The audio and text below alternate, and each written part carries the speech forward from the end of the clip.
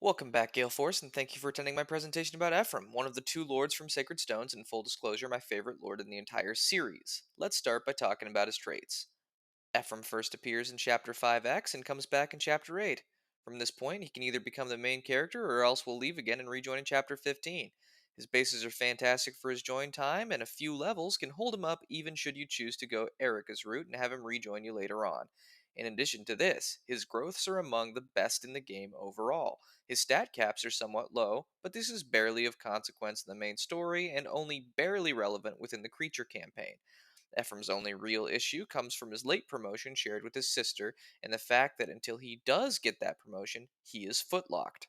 Should you choose to follow Ephraim's path, his presence is definitely felt. He is a far better unit than his sister, with access to 1 to 2 range weaponry and javelins, and this is definitely needed to face the far tougher foes he faces.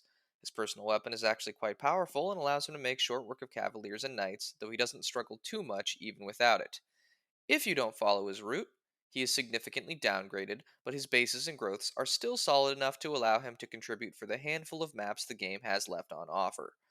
Being locked to lances is a pretty great weapon to be stuck with since he can pick up finishing blows with reliability on foes to get back on solid footing once he rejoins. The choice of which route to pick will vastly change Ephraim's quality as a unit. While still perfectly viable in Erica's route, Ephraim becomes much more of a choice to use rather than a unit that you would have picked every time even if they weren't locked in. But in his own route, Ephraim will likely be your second or third strongest unit by the end of the game behind Seth and possibly Cormag or Dussel. In conclusion, Ephraim is a fantastic unit who is worth using on either route but is significantly better on his own. Thank you so much for watching.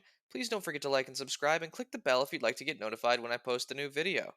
A special thank you to patron 60 Sweep for subscribing at the Paladin tier, and if you would like to have a say in which unit should receive a PowerPoint next, check out my Patreon.